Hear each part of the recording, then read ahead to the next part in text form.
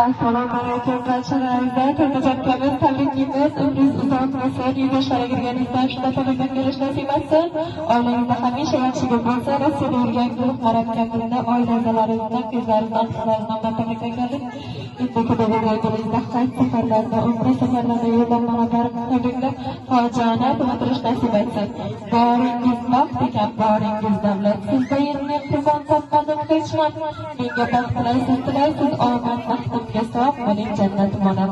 Har aytgan so'zingiz tillarga tengkarmi, nozorchiq ko'zingizdan duolar qilasiz, taharlar turib, yolg'iz suyanganim jannat monam.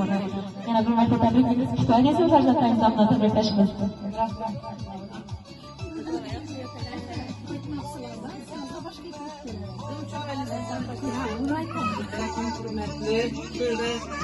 Bulan günde katmasın burada aziz. Sultavalar kasın yıl ağal keler. Ben bugün üretken ki ulan güneyke ömür uzak olsun, rızkımız olsun, sağ selamet. İlayim 100 yaşlara kirip oturgay. 100 yaşlara kirgenden düşündüğü devrede hiç kim kalı bulmazsa katlaşır. Hemmemize nasip etsin. İlayim ballarını vaktına siyeni köp yıllar birlikte yaşar. Doktor ağam bilen boşa karış nasip etsin Kudayım. Uzak ömür, din devlet, kışlık, haksızlık, arsızda hayat dilemen. Hemiyse sağ selamet erdimize ketlerimiz bulup yüreğe Kudayım.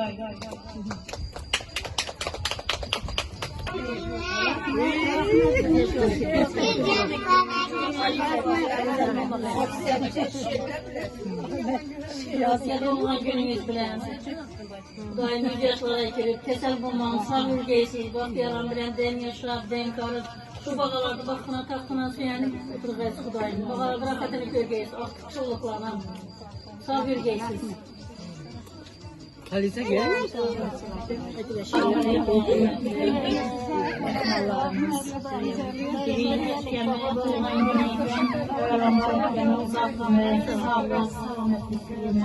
Hiç kesal bulmasın. Racatlarına bak, yamanlık görüş nasip etsin. Sihirli hürmetli sağlık versin. Aksiyonun güvenden yaşasın. İyi kapısıyla. Allah'ına rahatını görüş nasip etsin. Uzakta yürüyen, kavrayan, şirketiyen, kumarken, Ballarına rahatını koyup, 160 yaşlara çıkıp, çoluk yolu gelmek sağ selamet olarak Bu inabet yok. sağ olsunlar.